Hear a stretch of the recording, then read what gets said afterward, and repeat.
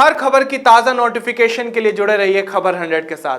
Bell icon दबाइए और खबर 100 की सारी नोटिफिकेशन पाइए।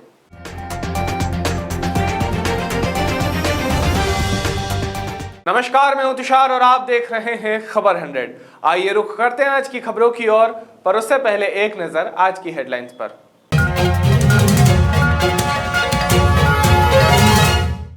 देश में कोरोना के नए स्ट्रेन से अब तक 90 संक्रमित, रखी जा रही कड़ी नजर।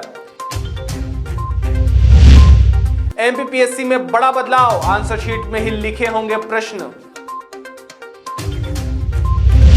इंडोनेशिया में जकार्ता से उड़ान भरने के बाद विमान लापता, 50 से ज्यादा यात्री थे सवार। सुशांत सिंह राजपूत की फिल्म चंदा मामा दूर के को पूरा करेंगे निर्देशक, देंगे अभिनेता को ट्रिब्यूट।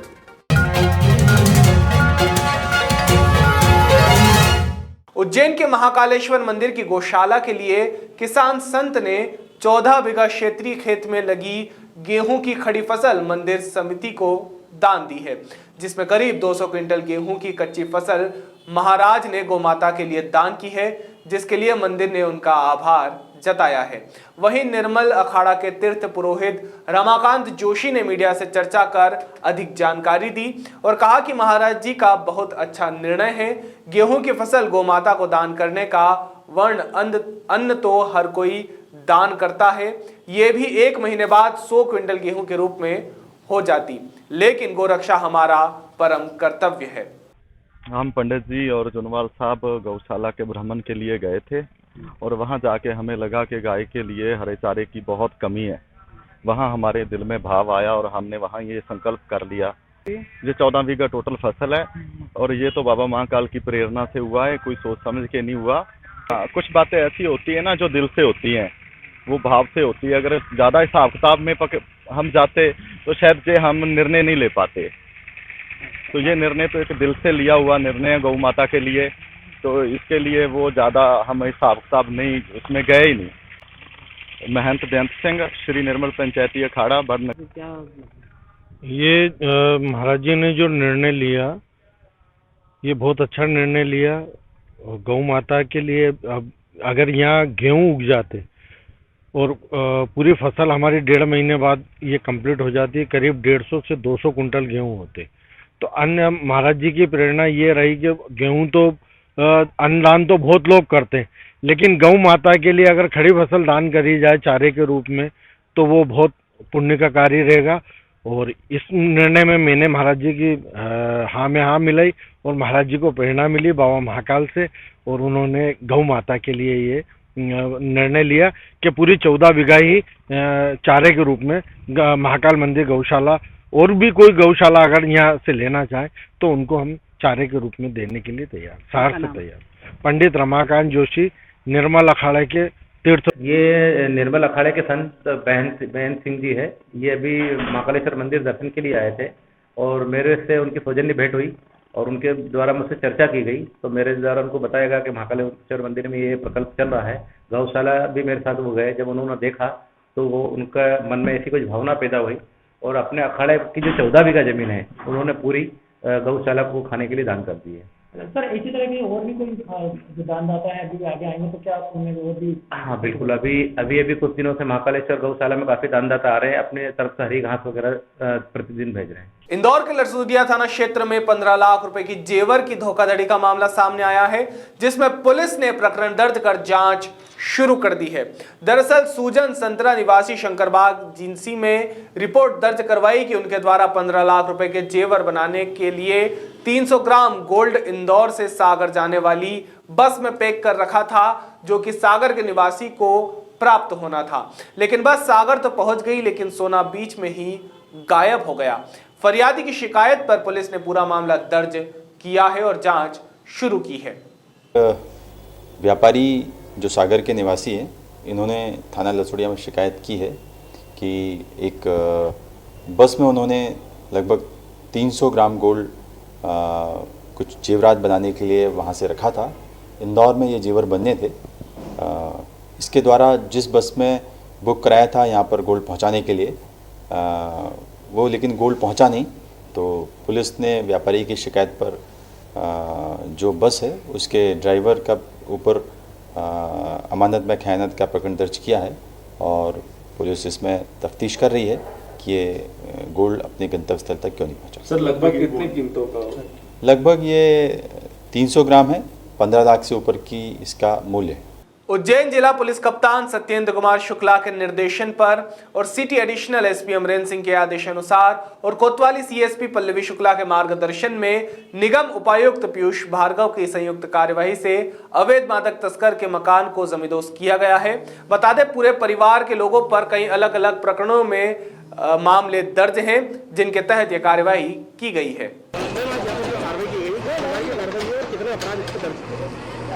ड्रग माफिया मंगला और उसका बेटा दोनों ही ब्राउन शुगर गांजा की तस्करी करते हैं। इनके विरुद्ध कई अपराध पंजीबद्ध है, एनडीपीएस एक्ट है, डकैती है, अवैध शस्त्र रखना है। आज नगर निगम टीम द्वारा इनके अवैध मकान पर कार्रवाई की जा रही है, जिसमें पुलिस और प्रशासन लॉ एंड ऑर्डर के लिए तैनात है। अभी ज्ञात हुआ है, अब उस पर भी टेक्निकली वेरिफिकेशन होने के बाद कार्रवाई की जाएगी। आशीष के ऊपर लगभग 8 अपराध पंजीबद्ध है, जिसमें लूट है, अवैध शस्त्र रखना है, एनडीपीएस। राजगढ़ जिला पुलिस कप्तान प्रदीप शर्मा के नेतृत्व में जिले में चलाए जा रहे अभियान के तहत अवैध शराब की तस्करी पर अंकुश लगाने के लिए लगातार कार्यवाही की जा रही है, जिसके चलते अवैध शराब के परिवहन और तस्करी में लिप्त अपराधियों पर शिकंजा कस जिले की पुलिस टीम ने एक बड़ी खेप ले जाते आरोपियों को गिरफ्तार किया है। जिला पुलिस कप्तान प्रदीप शर्मा लगातार इस तरह के अपराधों पर अंकुश लगाने के लिए प्रयासरत हैं, जिसके तहत जिले की पुलिस टीम को अलर्ट पर रखा गया था। सूचना मिलने पर तत्काल एक्शन मोड में आते हुए एक बड़ी कार्यवाही को अंजाम दिया गया है। 2 आरोपियों को गिरफ्तार कर आरोपियों के पास से लगभग 47 लाख रुपए का मशरूका जब्त किया गया है। अवैध शराब की तस्करी को लेकर शुरू से ही कार्रवाई की जा रही है जो अवैध तस्करी करते हैं लोग के विरुद्ध। तो हमारे अनुभाग में करणबाग थाना प्रभारी द्वारा कल एक बहुत अच्छी कार्रवाई की गई। कल मध्य रात्रि को करीबन मध्य रात्रि की ये घटना है। हमें मुखबिर द्वारा ये सूचना मिली थी कि कोई व्यक्ति गुना तरफ से हमारे यहाँ जो कड़िया गुलखेड़ी जो इलाका है, जो अवैध शराब को लेकर ज़्यादा परिचित है, तो वहाँ इसकी सप्लाई डिलीवरी होने वाली है। तो जब ये सूचना करणबाग थाने में लगी तो जो संदीप मीणा हैं करणबाग थाना प्रभारी, तो उनके द्वारा मुस्तैदी दिखाई गई और उन्होंने पूरे स्टाफ की मदद से चेकिंग पॉइंट लगाया और एम्बुश लगाए, ताकि उस ट्रक को, जो हमारा मुखबिर द्वारा जो बताया गया था कि फलाना व्यक्ति या इतने लोग बैठे हो, ये संबंधित ट्रक पूरी शराब को लेकर आ रहा है, तो उसको रोककर हमें चेकिंग पॉइंट लगाया। और जब ये पुख्ता हो गया कि ये वही ट्रक है जिसमें ये शराब है, तो हमने जो थाना प्रभारी हैं हमारे संदीप मीणा, तो उनके द्वारा संबंधित व्यक्ति से पूछताछ की गई। उसमें एक ड्राइवर है राम कुमार शर्मा, उसने अपना नाम बताया, और उसका एक क्लीनर था जितेंद्र कुशवाहा, निवासी जालौन। तो इनके विरुद्ध हमने अपराध पंजीबद्ध किया है 34(2) का। और ये जो हमारा जो सामान बरामद हुआ है जो शराब का, उसमें 480 कार्टून और कुल 4147 लीटर अवैध शराब है। ये पूरी बॉम्बे विस्की की है ये शराब, और 21 लाख इसकी कुल कीमत है। मध्य प्रदेश विज्ञान और प्रौद्योगिकी परिषद सभागार में पॉजिटिव इंडिया समूह द्वारा कोरोना वॉरियर्स के लिए सम्मान कार्यक्रम सलाम दिल से का आयोजन किया गया। कार्यक्रम पॉजिटिव इंडिया के बैनर तले पब्लिक रिलेशन सोसाइटी भोपाल के अध्यक्ष पुष्पेंद्र पाल सिंह की अध्यक्षता में किया गया। इस कार्यक्रम में उन कोरोना वॉरियर्स का सम्मान किया गया जिन्होंने प्रदेश और राजधानी भोपाल में कोरोना काल में सराहनीय काम किया। इस कार्यक्रम में सफाई कर्मचारी, निगम कर्मी, पुलिस कर्मी, समाज सेवक, मीडिया कर्मी मौजूद रहे। इस कार्यक्रम में कोरोना काल में निर्भीक पत्रकारिता करने के लिए खबर 100 के ब्यूरो चीफ दीपक सिंह का भी सम्मान किया गया। पॉजिटिव इंडिया के फाउंडर मयंक शुक्ला ने बताया कि इस कार्यक्रम का उद्देश्य जमीनी स्तर से जुड़े लोगों का सम्मान करना था। साथ ही उन्होंने कहा कि पॉजिटिव इंडिया का उद्देश्य समाज में बढ़ रही नेगेटिविटी को हटाकर एक पॉजिटिविटी फैलाना है। मकसद था जो कोरोना लॉकडाउन में जिन कार्यकर्ताओं, जिन कर्मचारियों ने ज़मीनी स्तर पर काम किया है, ऊपर के लेवल का सम्मान कई बार चुका है, लेकिन जो हमारे सफाई कर्मी हैं, पुलिस कर्मी हैं, जो 24 घंटे ज़मीन पे लगे रहे अपना ख्याल छोड़ के, तो उनका हम हौसला बढ़ाना चाहते थे ताकि आगे और मोटिवेट हो और ऐसा काम कर सकें। पॉजिटिव इंडिया का उद्देश्य है कि समाज में नेगेटिविटी फैल रही है, उसके खिलाफ हम वर्क करते हैं। कैंपेन है, हम पॉजिटिविटी फैलाना चाहते हैं। ये बदलाव का एक छोटा सा प्रयास है, ऐसा आप समझ सकते हैं। हाल ही में मध्य प्रदेश के चिकित्सा शिक्षा मंत्री विश्वास सारंग का बयान सामने आया है, जिसमें मंत्री विश्वास सारंग ने कहा कि प्रधानमंत्री नरेंद्र मोदी के नेतृत्व में इस देश के वैज्ञानिकों ने वैक्सीन का निर्माण किया है। साथ ही कहा कि हमने देखा है कि जब देश में सकारात्मकता काम होता है तब कांग्रेस के विघ्न संतोषी नकारात्मकता का माहौल बनाने लगते हैं। जिसके बाद मध्य प्रदेश में हुए ड्राई रन पर कहा कि मध्य प्रदेश में पहले फेज में हमने ड्राई रन किया था जो सक्सेसफुल रहा है और अब मध्य प्रदेश सरकार की तरफ से वैक्सीन लगाने की पूरी तैयारियां की जा चुकी है।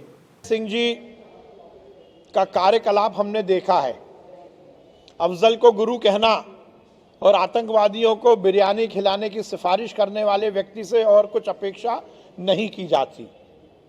धर्म का विभेद करना, जाति का विभेद करना, तुच्छीकरण की राजनीति को आगे बढ़ाते हुए अपनी राजनीतिक रोटी सेकने की कोशिश वो करते रहे हैं। परंतु दिग्विजय सिंह जी को मैं सलाह देना चाहता हूं, राजनीति करने वाले व्यक्ति के लिए अपना आकलन करने का सबसे बड़ा मंच होता है चुनाव। भोपाल से वो चुनाव लड़े और 3.5 लाख वोटों से उन्हें भोपाल की जनता ने जमा करके घर छोड़ा था। मुझे लगता है उनकी इसी हरकतों के कारण वो चुनाव में इतनी बुरी तरह हारे थे। धर्म का विभेद करना दिग्विजय सिंह जी छोड़ें। राजनीति में बहुत सारे मुद्दे होते हैं जिन पर हम अपने विचार व्यक्त कर सकते हैं, परंतु जिस प्रकार से दिग्विजय सिंह जी केवल वर्ग संघर्ष की राजनीति करना चाहते हैं, मध्य प्रदेश का माहौल बिगाड़ना चाहते हैं, मुझे लगता है कि ये बहुत अच्छी बात नहीं है। ओके सर, की बात है कि नरेंद्र मोदी जी के नेतृत्व में इस देश के वैज्ञानिकों ने वैक्सीन का निर्माण किया है, पर इस देश में हर समय हमने देखा है जब भी कोई सकारात्मक काम होता है तो कांग्रेस के विघ्न संतोषी नकारात्मकता का माहौल बनाते हैं और वही प्रयास वो वैक्सीन को लेकर कर रहे हैं। मैं उनकी भर्त्सना करता हूं। इस देश के वैज्ञानिकों ने जिस प्रकार से रात और दिन मेहनत करके मोदी जी के नेतृत्व में एक बार पुनः देश को दुनिया का नेतृत्व करने के लिए खड़ा किया है वैक्सीन के मामले में, उसमें भी इस तरह की नकारात्मकता पैदा करना, मुझे लगता है इससे बड़ा दुर्भाग्य कुछ नहीं हो सकता। वैक्सीन बनाना भी बहुत चुनौतीपूर्ण है, तो उसके साथ ही वैक्सीन को लगाना भी एक बड़ी चुनौती का काम है, क्योंकि 137 करोड़ के इस बड़े देश में, जिसकी भौगोलिक स्थिति बहुत अलग तरह की है, जिसमें कश्मीर से लेकर कन्याकुमारी और अटक से लेकर कटक तक विभिन्न राज्यों में अलग अलग तरह की स्थितियां हैं, उसमें केंद्र की सरकार ने ये एक बड़ा बीड़ा अपने हाथ में उठाया है। मैं बहुत बधाई दूंगा। मध्य प्रदेश में हमने पहले फेज़ में भोपाल में ड्राई रन किया था जो सक्सेसफुल हुआ था। कल मध्य प्रदेश के विभिन्न स्थानों पर भी वैक्सीन का ड्राई रन हुआ जो कि बहुत सफलतापूर्वक हुआ है, और हम मध्य प्रदेश सरकार की ओर से वैक्सीन को लगाने की पूरी तैयारी कर चुके हैं। केंद्र सरकार का जो हमें निर्देश मिला था कोल्ड चेन डेवलप करने का, हमने पूरे प्रदेश में कोल्ड चेन को डेवलप कर लिया है। लैब से जहां वैक्सीन बनेगी और उससे लेकर एंड पॉइंट जहां बेनिफिशियरी को ये लगेगी, वहां तक की पूरी हमारी तैयारी है। हमारे सभी वैक्सीनेटर्स की पूरी तरह ट्रेनिंग हो गई है। भोपाल के ड्राई रन में भी मैं स्वयं उपस्थित था और कल शहडोल में भी मैं स्वयं उपस्थित था, वहां पर भी ड्राई रन सक्सेसफुल हुआ है और मुझे बहुत प्रसन्नता है कि मध्य प्रदेश सरकार इस वैक्सीन को लगाने में पूरी तरह तैयार है। अभी के लिए केवल इतना ही। बाकी ताजा खबरों के लिए जुड़े रहिए खबर 100 के साथ, जनता की बुलंद आवाज। हर खबर की ताजा नोटिफिकेशन के लिए जुड़े रहिए खबर 100 के साथ। बेल आइकन दबाइए और खबर 100 की सारी नोटिफिकेशन पाइए।